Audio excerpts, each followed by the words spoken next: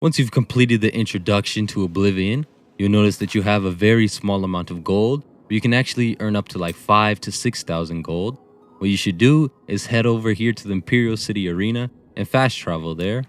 And once you are here, of course, you want to head on to the left, but on the right side, you can always go ahead and gamble your money. That's probably not the best way to do it. So once you go over here, you'll meet Owen. You'll talk to him and tell him you want to be a combatant for the arena. So of course he'll laugh at you, and then you can choose a light or a heavy raiment for your armor, because you have to wear this armor set whenever you are in an arena match. And they do look kind of silly, but it is what it is, you know? So you tell him you're ready for a match, and he will give you some information and even insult you. When you're ready to get eviscerated, just head up the ramp to the arena. So once you have your match ready, you want to head up to this hallway over here and make sure you have the weapons that you want to use. I'm using a sword and a shield. That's just my preferred playstyle, but whatever it is that you guys are comfortable with, you can use that for the arena. And I just want to show you the basic layout of how the matches in an arena work here. They're pretty simple, you know, it's usually 1 versus 1, or it could even end up with a 3 versus 1 situation, which is kind of frustrating. But I just want to show you how the arena match is, the tempo and everything like that. So of course the very first match as a pit dog, as you're referred to, of course, is not going to be too difficult for you. It's just to help you get your feet wet in the whole arena environment. But as you see with the sword and shield, it helps to make it easy to fight your opponent. And of course, if you do slip up, they'll catch you with that. And I'm playing this, of course, on the regular difficulty that the game starts with.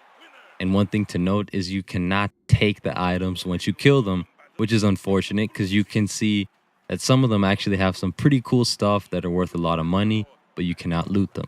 So once you've completed the fight, you go over here to this Basin of Renewal, and it'll completely refill your health, your stamina, your magicka to full, and then you will talk to Owen. I can't believe I'm saying this, but you're no longer a pit dog. That's right.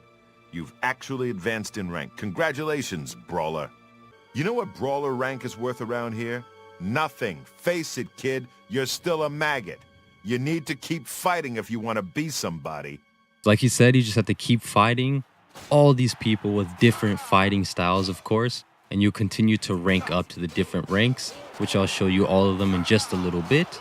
But you just keep fighting them, and eventually you get to a point where it becomes a night, and the arena only operates from 9 to 9, so it'll give you a chance to sleep, rest up. And another great benefit of the arena is that it helps you level up and gain skills to get stronger, prepare you for future stuff in Oblivion and the arena. Now this is the frustrating match I was referring to earlier, 3 versus 1 against 3 Argonian prisoners, and they do not hold back at all, and is very overwhelming from the very beginning of the fight. As you see here, you pretty much will be overwhelmed unless you're used to this kind of stuff and have pretty good weapons. But for me, it ended up in a lot of deaths, which was very frustrating for me. But eventually, after all these fights, you finally find a way, and you get lucky enough to finally kill them and move on to start making some gold. So here are all the ranks. There's Pit Dog, Brawler, Bloodletter, Myrmidon, Warrior, Gladiator, Hero, Champion. Starts at 50 gold a fight, and it goes up by increments of 50 until you get to Champion, which you'll get 1,000 gold for that match. And after calculating all these totals, it went up to 5,650 gold, which is a very nice chunk of gold, especially at the beginning of the game. So this is the last fight where you finally defeat 3 more people with help of a boar named Porkchop. And this match you get your 500 gold after you defeat them. And now you're ready for the Grand Champion match, which is this guy, the Grey Prince. Hail, friend. I don't believe I've ever seen you down here in the Bloodworks before. Allow me to introduce myself. My name is Agranak Gromalag. Most people just call me the Grey Prince. As I expected, I accept your challenge.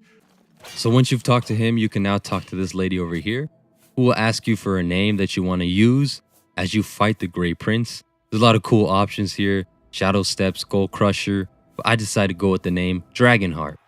So this match is a little different than the other ones. Of course, it's going to be much more difficult than the other ones because this guy is a very good fighter here. He'll shake you up and even send you flying across the arena a couple times. But eventually you wear him down, you find out the way to kill him, and you will kill him.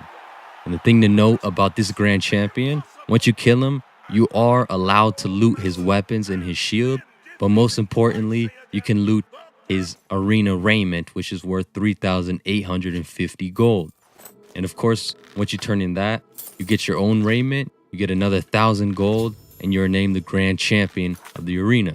So at this point, I have 5,689 gold, but of course, I can increase that even more by weekly matches, which offer a couple hundred gold, or by selling my raiment of valor here, which is worth 3,850.